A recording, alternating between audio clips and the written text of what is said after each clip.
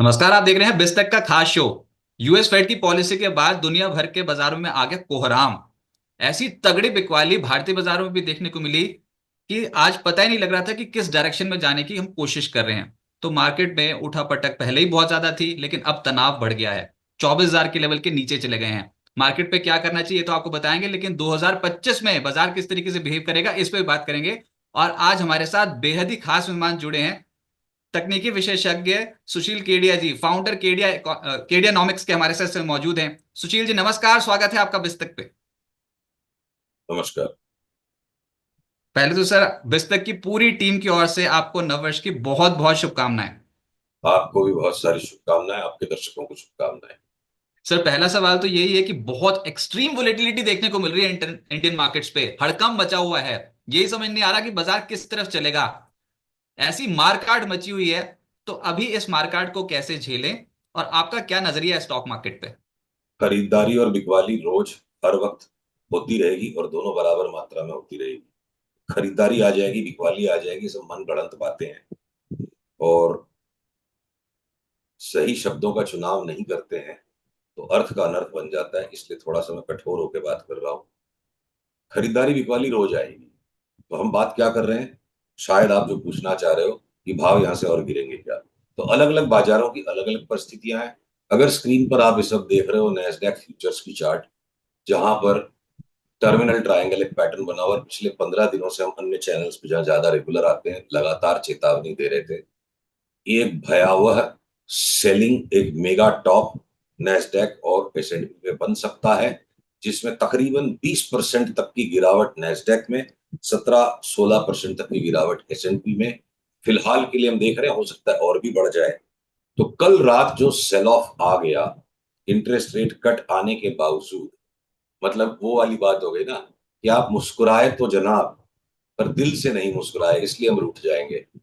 Interest rate cut आ गई, fade ने मुस्कुराया, पर मूड से, पूरे दिल से नहीं मुस्कुराए, नाक चढ़ाकर मुस्कुराए। उन्होंने थोड़ी हॉकिश बात कर दी तो बाजार छींकने के लिए तैयार था। जो छींक थी ना, उसको रोके हुए था बाजार, क्योंकि फेड का एक इवेंट बीच में था। सरपट सरपट इतना ज्यादा मार्केट ऊपर तक खिंचता चला गया था अमेरिका का। और ये टर्मिनल ट्रायंगल पैटर्न में, मतलब बेच दें, करेक्शन आ जाएगा, टॉप हो जाएगा, इन बातों को कहना भी गुनाह होता है। तो जो वक्त पिक्चर एक आई थी जिसमें राजकुमार ने बहुत सारे काम के डायलॉग दिए थे जिनसे शेयर बाजार बड़ा स्पष्ट हो जाता है। उसमें एक डायलॉग ये था, जिन दरख्तों को झुकना नहीं आता वो टूट जाते हैं। तो नैस्डैक की जो चार्ट पे ना, झुकने को तैयार ही नहीं थी नैस्डैक की चार्ट। गई तो एक ही दिन में 3% गई और सीधा नीचे की सपोर्ट लाइन टूट रही है। सेम चार्ट S&P 500 पर भी है। और मैं आपको एक और चार्ट दिखाऊं, इंडेक्स से ज्यादा जो बवाल मचेगा इंडिविजुअल स्टॉक्स में। अब हमारी एक इनफेमस फोरकास्ट है टेस्ला पे, जिसको कि हमने 150 पौने 200 के भाव पे, ज्यादा समय नहीं गुजरा है, अगस्त के महीने में 180-90 पे हमने इसका all time new high predict किया। साल खत्म होने के पहले वो आ लिया। और उसके बाद हमारा प्रेडिक्शन पिछले 4-5 दिन से ये था कि किसी भी टाइम में टेस्ला यहां से घूमेगा तो जो साल का लो था उसको भी तोड़ देगा। यानी 480 वाला अगर 180 भी तोड़ देता है तो 75% तक की कोलैप्स टेस्ला में आ सकती है। तो आपने जो अफरा तफरी मार काट मची हुई है, अभी उसका ट्रेलर है। कहीं कहीं पे कुछ कुछ ऐसे स्टॉक्स के भी एक्सट्रीम ओवर प्राइस पॉकेट्स हैं। अब टेस्ला से ज्यादा ग्लैमरस कंपनी नहीं है इस वक्त, है वर्ल्ड की largest market cap, self driven cars बना रही, इलोन मस्क की फ्लैगशिप है। और अगर मैं बोलूं इसकी 70-80% गिरावट आ जाएगी, अब उसको एक्स्ट्रापोलेट कर ले, उसका मतलब क्या पूरा संसार गिर जाएगा, सब कुछ बेच दें, संन्यास ले लें? है ना, ऐसा नहीं है। ऐसा नहीं है। कुछ चीजें बहुत गिरेंगी, कुछ चीजों में भी लेके कमाने के अवसर है। तो देखिए, जब भय का वातावरण आता है, अब संसार में थोड़ा भय का वातावरण लौटने लग गया है, क्योंकि आप चढ़े हुए हो बिल्कुल चांद पे। अब वर्टिगो हो रहा है बाजार को। किसी इतने ऊंचे स्तर पर हम चढ़े हुए, इतने स्टीप वैल्यूएशंस हैं कि टाइम टू टाइम बीच में वो रियलिटी चेक आएगी। आप नीचे झुक के देख लोगे तो समझ में आएगा। बुर्ज खलीफा से मैं नीचे देख रहा हूँ तो वर्टिगो आना है, घबराहट आएगी बीच बीच में। उस घबराहट के अंदर में फिर सारे पंडित बन जाएंगे कि सब कुछ खत्म हो जाएगा, सब कुछ खत्म नहीं होगा, उठा पटक का बाजार है। तो अगर भय लौट के आ रहा है कि फेड की जो हॉकिश बातें शुरू हो गई, उसे रियलिटी आ रही है कि भाई अंदर तो हमने पच्चियों के ऊपर में चारपाई को बिछाया हुआ है, ऊपर गलीचा गद्दा बढ़िया बिछा रखा है, सजावट बढ़िया हो रखी है, चारों तरफ लिक्विडिटी बची हुई है। लिक्विडिटी हाउस इफेक्ट है, मार्केट इतने बड़े हुए हैं, सबकी गैम्बलिंग इंस्टिंक्ट स्ट्रॉन्गर हो गई है, सबके घर में मुनाफा आया हुआ है। तो अंदर की अंडरलाइंग रियलिटी जो है कि अब अगर जर्मनी का मार्केट रिसेशन को झांक रहा है, अगर यूएस मार्केट्स में भी रिसेशन के रंगढंग कभी भी किसी टाइम बन जाएंगे, भय लगातार बना रहता है, तो डर भी लग रहा है। और डर के साथ साथ जो है आप चढ़े हुए बिल्कुल बुर्ज खलीफा पे, तो टाइम टू टाइम अलग अलग चीजें जब चलेंगी तो भय का जब वातावरण आता है, तो अब हमारी जो पिछले 15 दिन से फोरकास्ट थे उसका जस्टिफिकेशन लोगों को मिलने लगेगा कि हम एफएमसीजी के स्टॉक्स अगले एक क्वार्टर को खेलने के लिए लेंगे।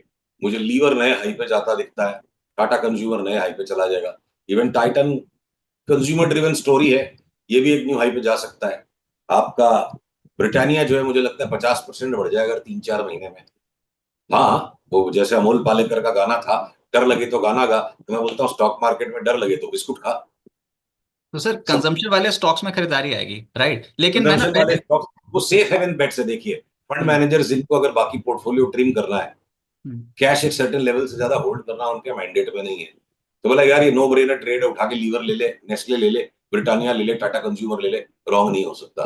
तो इंस्टीट्यूशनल सेफ हेवन बाइंग के अंदर जब मार्केट भागता है, तो तो उसमें वो स्टॉक्स में मोमेंटम बन जाती है।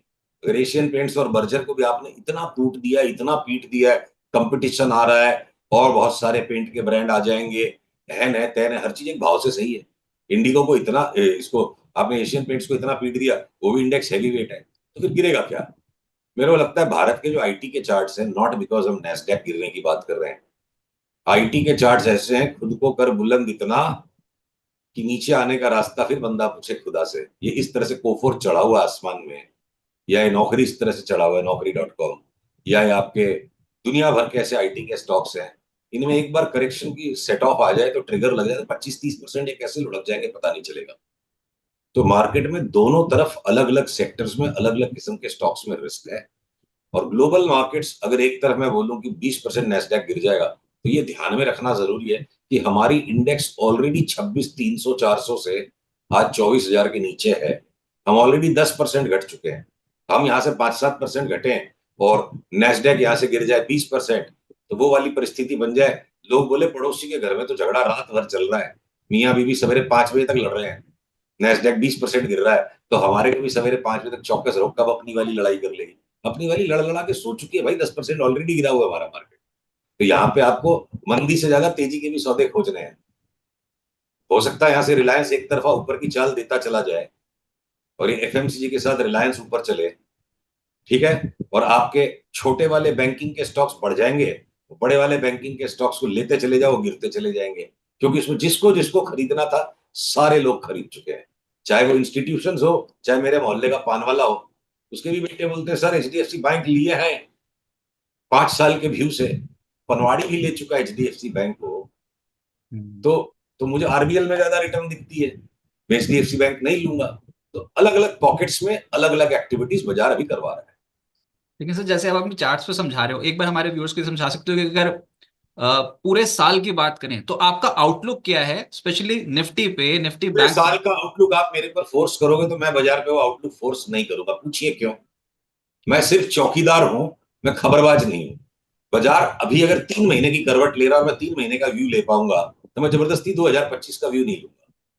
हो सकता है 2025 में पूरे साल भर में, साल के एंड तक वर्ल्ड मार्केट्स बहुत बुरी तरह कोलैप्स हो जाएंगे, पर उसके पहले अगर एक मिडिल ऑफ द ईयर में रैली आ सकती है तो ये बिल्कुल हथौड़ा छाप पूरे, बिकॉज कैलेंडर बदल रहा है, हर रोज तारीख भी बदल रही है। मतलब एक चौकीदार का काम, एक एनालिस्ट का काम, एक ऑब्जर्वर का काम, एक न्यूज एब्जॉर्बर का काम क्या होना चाहिए? कौन आया उतना खबर कर दो, कितने बजे आया वो खबर कर दो, पूरे महीने भर कोई आएगा कि नहीं, ये मैं इस तरह के सवाल अपने दिमाग में लेके नहीं चलता हूँ। इतनी बंदिशें बांध लेने से हमें गुलामी बाजार की करनी है, अपनी इच्छाओं की नहीं करनी है।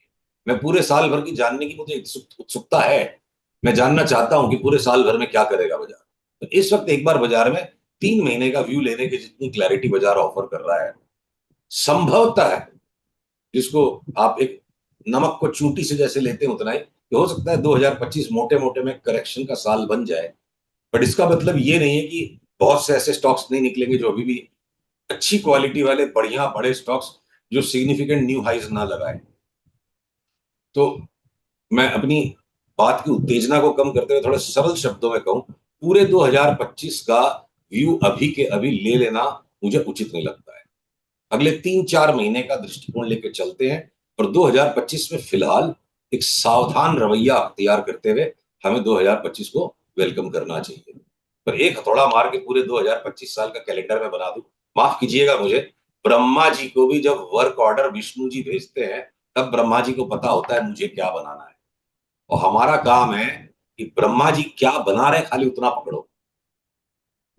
तो ब्रह्मा जी को भी नहीं पता कि विष्णु जी आगे क्या बनवाएंगे, तो ब्रह्मा भी अनिश्चितता के साथ जीते हैं। 2025 का वर्ष आ रहा है, इसलिए मैं सारी अनिश्चितताओं को डिसरिगार्ड कर दूं, ये अभी तो फिलहाल मेरे से नहीं हुआ है।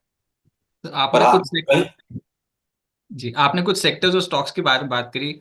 सब जानना चाहते हैं केडिया जी, चार्ट्स पे क्या देख रहे हैं। जैसे अभी आपने कंजम्पशन स्टॉक्स के ऊपर बात करी, मेजर ट्रिगर बजट भी है सर, सरकारी कंपनियां भी तो पिटी हुई हैं। आप चार्ट्स पे क्या देख रहे हैं, बिल्कुल क्या वो अलग सरकारी है जो आप देख रहे हो इसमें चार्ट? सरकारी सरकारी कंपनियों में ही एकमात्र ऐसी जगह दिखती है जहां लग रहा है कि चाहे कहीं कोहरा हो जाए कितना भी, अगर चमकेगा सूरज कहीं, तो ये सारे पब्लिक सेक्टर बैंक्स में चमके। मैंने सारे पब्लिक सेक्टर बैंक्स पे ले लो, डिफेंस कंपनीज पे ले लो, रेलवेज पे ले लो, मतलब सूरज को मतलब लगता है कि मन हो गया है कि चाहे कहीं मौसम कुछ भी हो जाए, चाहे टाइम कितना भी हो जाए, सारी सरकारी कंपनियां तो चमकेगी, चाहे बाजार का कुछ भी हो। ये चार्ट जरूर कह रहे हैं, जस्ट बिकॉज वो पॉपुलर है या मार्केट में गॉसिप चल रही है कि गवर्नमेंट की स्पेंडिंग बहुत बढ़ेगी, मैं उस पर नहीं चल रहा। सारी चार्ट्स पोजीशन है।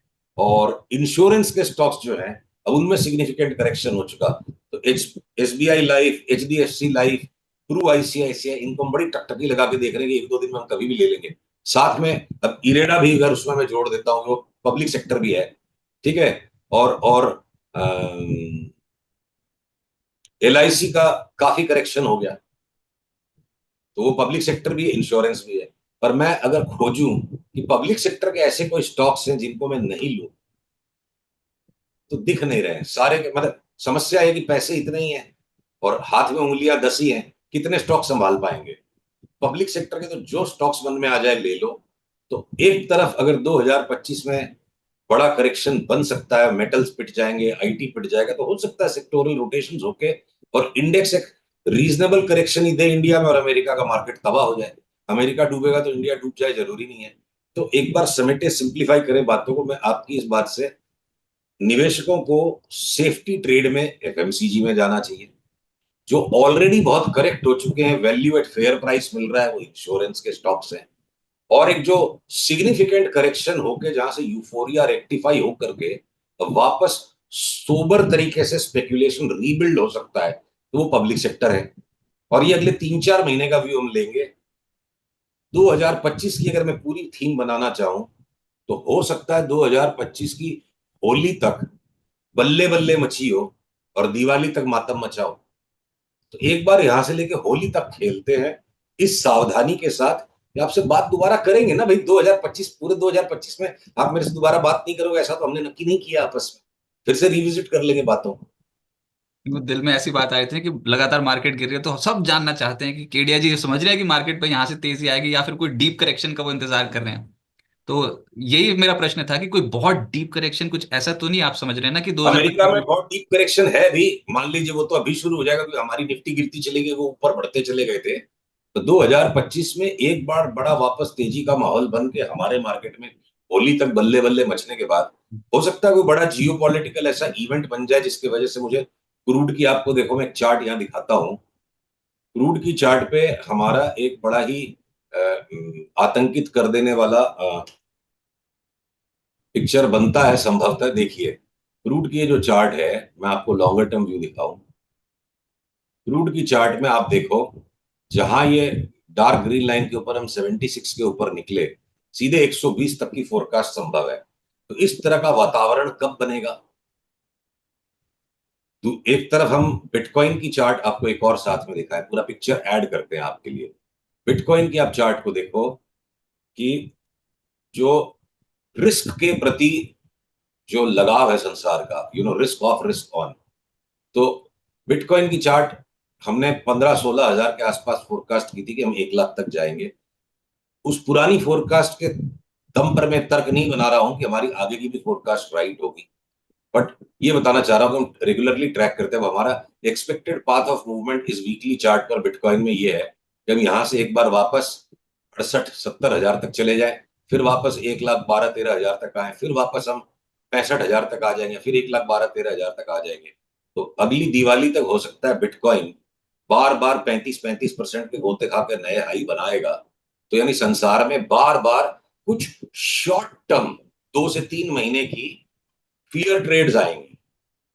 बिटकॉइन का ड्रॉप जो है रिस्क एवर्जन, तो उस फियर ट्रेड में थ्योरी राइट बैठती के अलावा चार्ट्स राइट बैठ रहे हैं। हमने कंज्यूमर स्पेस को पकड़ लिया, ठीक है, लॉन्ग साइड में। अब अगर मैं साथ में इसके क्रूड को देखता हूं कि क्रूड बहुत बुरी तरह बढ़ जाएगा, तो क्रूड भी अगर रिस्क के प्रति लगाव बढ़ता है तो क्रूड बढ़ता है। पर अगर स्कैरसिटी आ जाती है, शॉर्टेज आ जाती है, लॉजिस्टिकल डिसरप्शन हो जाता है, यानी कहीं बमबाजी हो जाए, तनाव बढ़ जाए जियो पॉलिटिकल, तो स्कैरसिटी के कारण भी कमोडिटी बढ़ती है। और स्पेक्युलेटिव फर्वर जब स्ट्रांग हो जाता है, लोग स्पेक्युलेशन करने को तैयार है, जुआ खेलने को लोग तैयार है, संसार में रिस्क लेने को तैयार है, तब भी क्रूड बढ़ जाता है। तो अगर रिस्क एवर्जन बिटकॉइन की ड्रॉप से दिखता है तो इसका मतलब कहीं स्कैरसिटी यानी जियो पॉलिटिकल इवेंट्स इंटेंसिफाई हो सकते हैं 2025 में, अनुमान हम क्रूड की चार्ट से लगाते हैं, क्योंकि जियो पॉलिटिक्स को सबसे ज्यादा सेंसिटिव क्रूड है। ऐसी परिस्थिति में जो एमआरपीएल, चेन्नई पेट्रो, हम 6-8 महीने से उसकी बातों को भूल गए, और उसके पिछले साल में केडियानॉमिक्स के सब्सक्राइबर्स ने 5 गुना 10 गुना पैसा किया एमआरपीएल और कोचिन चेन्नई पेट्रो को लेके। वो भूले बिसरे जो स्टॉक्स हैं ऑयल रिफाइनरिंग स्पेस में, हो सकता है अगले महीने 2 महीने में किसी पैनिक के वातावरण में उनको दबोच के वापस 2 गुना 3 गुना पैसा कमाने का मौका मिल जाए। 2025 में सब कुछ गिर जाएगा, क्रूड बढ़ जाएगा, संसार में टेंशन भी आएगी, हम एमआरपीएल कुछ ही पैसा चेन्नई पेट्रो में कमा लेंगे, एचपीबीपीएल में कमा लेंगे, ओएनजीसी हो सकता है न्यू हाई में चला जाएगा। तो तेजी और मंदी मानसिक अवस्थाएं हैं, संसार की मानसिक अवस्थाएं तेजी और मंदी, ठीक है। पर उसके बीच में दोनों ही तरफ हर तरह के स्टॉक्स के अंदर में कहीं ना कहीं उठापटक करके पैसे कमाने का मौका होगा। दो तरफा बाजार 2025 में, जहां अनिश्चितताएं और घटबड़ पहले से ज्यादा होगी, वॉलेटिलिटी बढ़ेगी। मुझे लगता है 2025 में वॉलेटिलिटी आसमान तक छू सकती है, आसमान तक वॉलेटिलिटी जा सकती है वो ग्लोबल मार्केट्स में। पर उन अनिश्चितताओं के बीच में इसी तरह में अलग अलग सेक्टर्स, अलग अलग स्टॉक ढूंढ के तेजी मंदी दोनों खेलनी पड़ेगी। अच्छा, एक बार ना रुपए का भी समझा दीजिए सर। डॉलर इंडेक्स के बारे में बात करते हैं, 108 के लेवल पे अब वो पहुंच गया है। ये तनाव पैदा कर रहा है पूरे कमोडिटी स्पेस में भी। इसका असर ऑब्वियसली इंडिया पे भी पड़ेगा, इंपोर्ट बिल्स बढ़ते हुए नजर आएंगे अगर डॉलर ऐसे ही भागता चला गया रुपए के कंपैरेटिव तो। ये अभी क्या बता रहा है रुपए के टर्म्स में डॉलर का चार्ट? देखिए, रुपये के टर्म्स में डॉलर की चार्ट जो है बहुत विचित्र है इस वक्त। इस पर मतलब बहुत कोई स्ट्रांग व्यू ले लेना कोई बहुत बड़ी बुद्धिमानी की बात नहीं हो। जैसे देखिए नैस्डैक की तरह, इसमें एक तरफ आपको टर्मिनल ट्रायंगल पैटर्न भी दिखता है कि कभी भी एक बड़ा रिवर्सल दे दे। ये देखो आपके सामने मैं चार्ट को ड्रॉ कर रहा हूँ, ऑन द स्पॉट एनालाइज कर रहा हूँ। एक ट्रायंगल यहाँ पे है और ये दूसरा एक्सपेंडिंग ट्रायंगल यहाँ है। तो यहाँ पे मैं कोई एकदम से रुपी डॉलर पे एकदम इमीडिएटली स्ट्रांग व्यू नहीं लेना चाहूंगा। एक्सट्रीम ओवरबॉट है डॉलर रुपी के सामने, और क्लाइमैक्टिक रिवर्सल कभी भी बन सकता है, जो अभी तक बना नहीं है वो बन जाता है। और अगर कोई कारण से हम 83 रुपए 80 पैसे 85 पैसे के नीचे भी जब आ जाएंगे, उसके बाद ये वाली हमारी फोरकास्ट ट्रिगर होगी कि रुपया हो सकता है आकस्मिक तरीके से बड़ा स्ट्रांग होकर 80 हो जाए। तो ये संभव है 2025 में। ये भविष्यवाणी अभी मत बनाइएगा। ये स्विच हम कब जलाएंगे, बल्ब हमने लगा दिया होल्डर में, जहां ये आ करके 83-80 के नीचे अगर आ गया रुपया, अब ठीक है, इस तरह की बातों से मुस्कुराहट के आती लोग हंसने भी लग जाते हैं, हास्यास्पद लगती है ये बातें।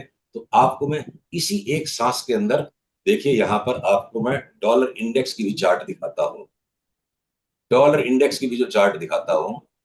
अगर डॉलर को वर्ल्ड वाइड गिरने की रंधन अब बनेगी और बहुत जोर से डॉलर गिर सकता है, ये देखिए जो डॉलर इंडेक्स पे, ये रुपी की चार्ट को जस्टिफाई करने के लिए ये नहीं बना रहे हैं।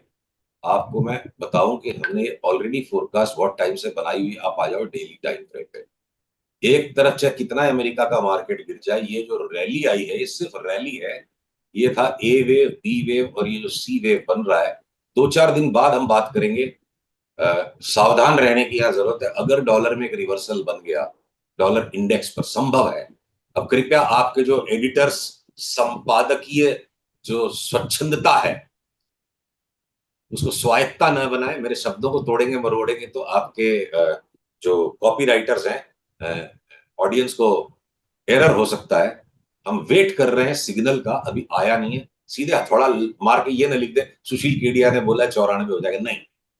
94 की संभावना है, जिस पर हम काम तब करेंगे जब अगले 2-3 दिन में पक्का रिवर्सल बन जाए, इस रेखा के ऊपर जाए बिना। तो मोटी मोटी बात, 108-9 के ऊपर जाए बिना अगर डॉलर इंडेक्स 95-94 तक गिर गया तो भारत की बल्ले बल्ले मच सकती है।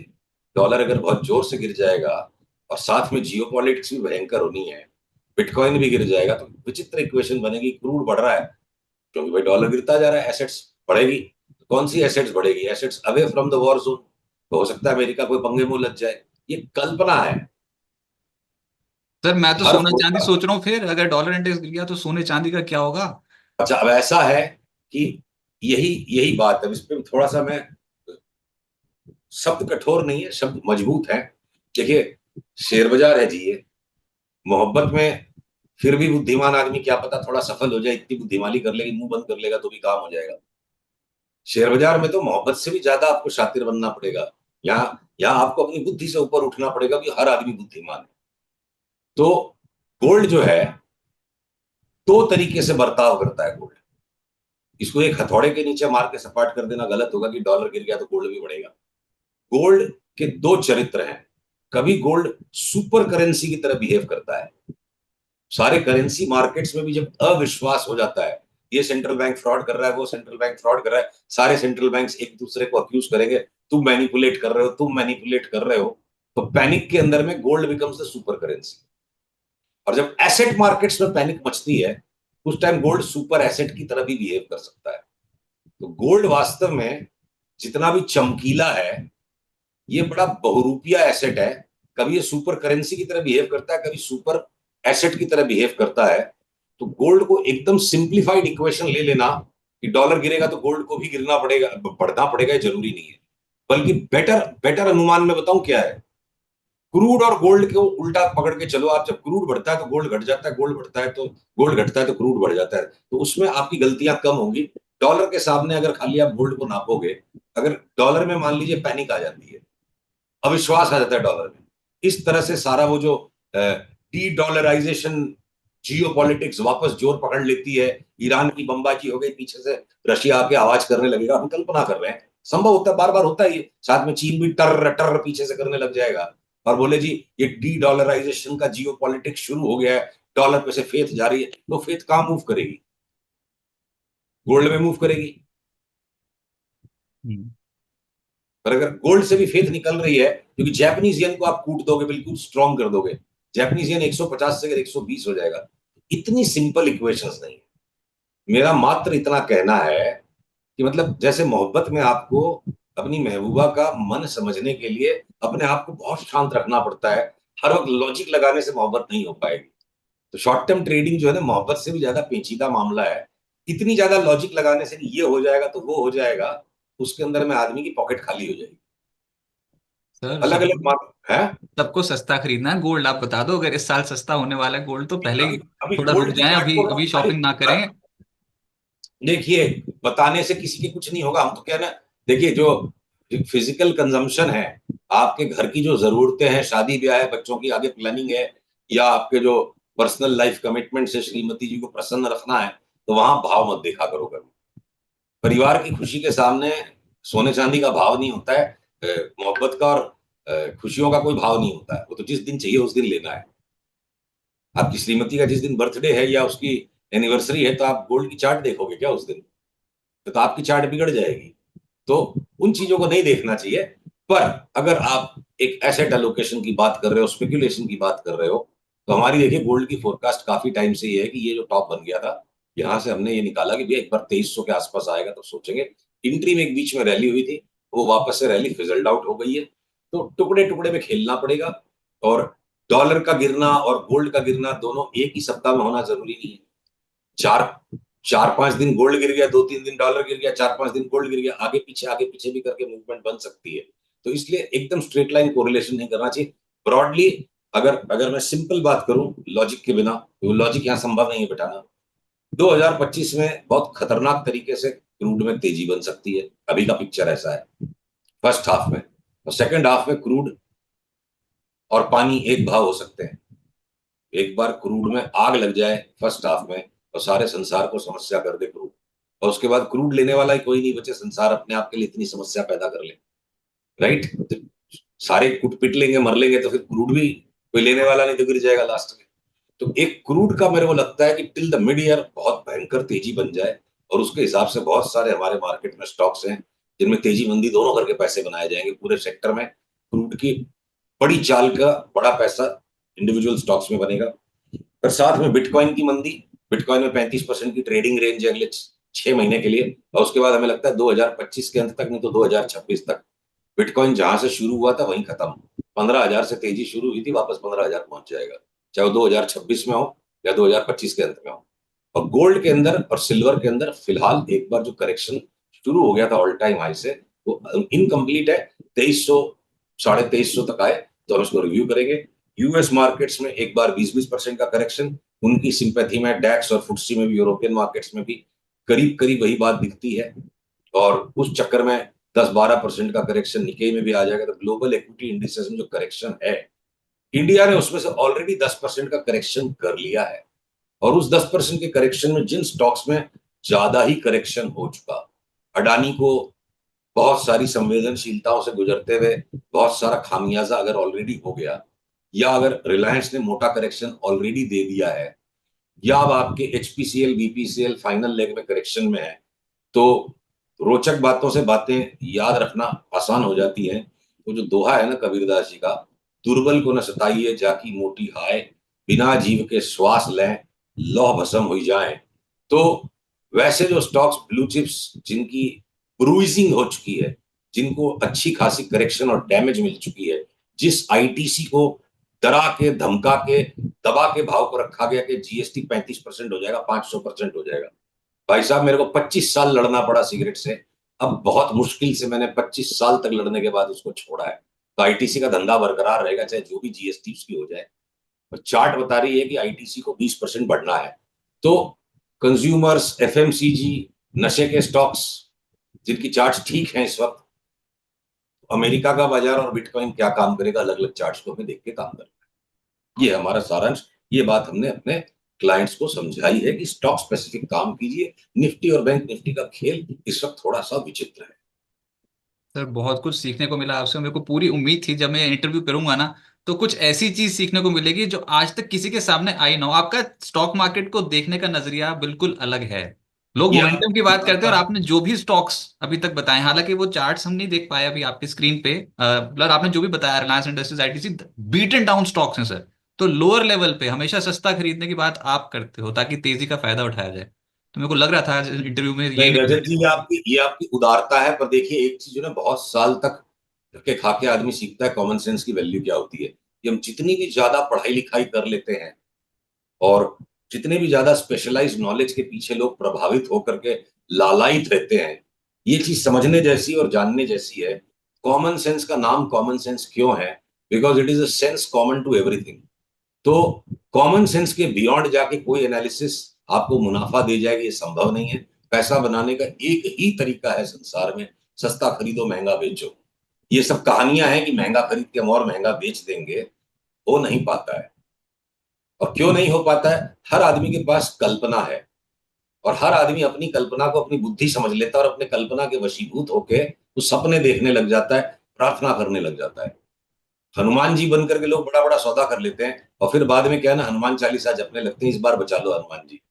तो अपने आप से बचने के लिए हमारे अंदर जो बैठे हनुमान हैं वो शांत रहें, और जो संसार को चलाने वाले हनुमान जी हम उनके अनुसार चलें। इसलिए हम चार्ट्स का सहारा लेते हैं। और क्योंकि हम चार्ट्स जो कहते हैं वही आपको देखते हैं, वही सोचते हैं और वही कहते हैं, इसलिए शायद लगता होगा हम अलग बात कर रहे हैं। बात हम वही कर रहे हैं जो चार्ट्स कह रहे हैं। पर देखो, हमारी डर हमारी तो अपनी आम कोई इंसान बात को नहीं। लगता है ना सर। ये जैसे टाटा मोटर ले लिया किसी ने, सपोज करो, ये आखिरी सवाल होगा वैसे, जैसे टाटा मोटर ले लिया, चलो, रिलायंस इंडस्ट्रीज ले लिया, ऐसे वाले स्टॉक, और धड़ धड़ धड़ धड़ करते टूटते ही चले जा रहे हैं, 3 महीने से समझ में नहीं आ रहा क्या हो गया, क्या ले लिया हमने। तो डर तो लगेगा। अच्छा तो अब आपको टाटा मोटर्स अगर आखिरी सवाल है तो मैं कह दूं, जिसने भी वक्त से पहले ले लिया, हम्म, वक्त पिक्चर जरूर देखिएगा। बलराज साहनी और राजकुमार की शेयर बाजार के बहुत सारे भेद हैं। टाटा मोटर्स हम टकटकी लगा के इंतजार कर रहे हैं। ये मत लिख दीजिएगा कि कल सवेरे लेना, हम टकटकी लगा के इंतजार कर रहे हैं।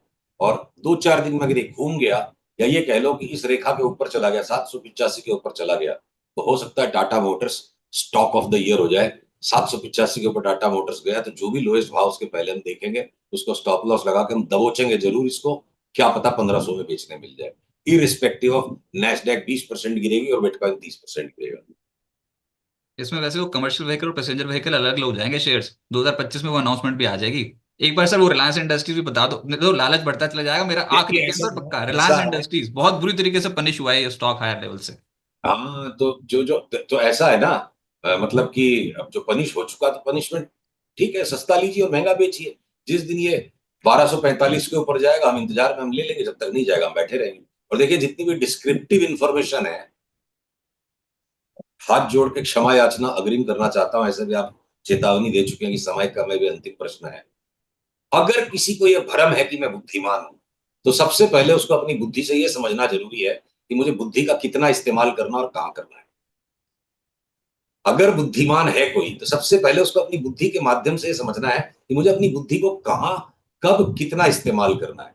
हर वक्त किसी भी चीज को बुद्धि से जोड़ करके जस्टिफाई कर देना बुद्धिमानी नहीं होती।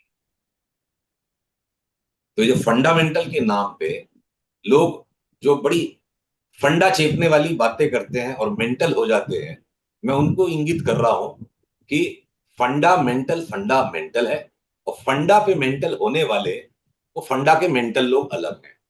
और बेसिक फंडामेंटल लाइफ का ये है, बुद्धि का फंडामेंटल क्या है। पहले ये तो संतुलन होना चाहिए ना कि बुद्धि को कब और कितना इस्तेमाल करना है। तो ये हो जाएगा तो वो हो जाएगा, वो हो जाएगा तो वो हो जाएगा। ये लॉजिक जो है, इस तरह की लॉजिक के ऊपर में तो आप कुछ भी प्रूफ कर सकते हो। Right. सुशील जी, बहुत शुक्रिया आपका हमारे साथ जुड़ने के लिए और मार्केट धन्यवाद, के अपने आपने कोल इतने बताने के लिए। खुल के मेरे तरीके से मेरी बात कहने दी। ये भी आज के समय में दुर्लभ बात है। आज के इस युग की बहुत ही एक्सट्रीम कॉम्पिटिटिव पत्रकारिता के अंदर में गेस्ट तो बेचारा जो हो जाता है वो शो पीस रह जाता है। अ, तो जितनी खुल के आपके साथ मन की बात हो पाई, ऐसी ऐसी वार्ता कम हो पाती है। तो इतना खुला मंच और इतनी खुली बातचीत का अवसर देने के लिए बड़ा धन्यवाद। सर एक बात बताइए, वो कोई हमें थोड़ी सुनने आए थे सब, आपको सुनने आए थे आज इस मंच पे, तो अब ऐसी आप ऐसी जो कोई बोलोगे बात, हम तो आज वही सुनने आए थे। मैं खुद पर्सनली देख रहा था कि आप किस तरीके से सोचते हो, शेयर बाजार को कैसे देखते हो। बहुत कुछ सीखने को मिला सर। फिर से दोबारा बात करेंगे, आपसे बात करना बड़ा अच्छा लगा। नववर्ष की बहुत बहुत शुभकामनाएं सर। थैंक यू वर्ष फॉर की दैट। आपको खूब सारी शुभकामनाएं। Thank you.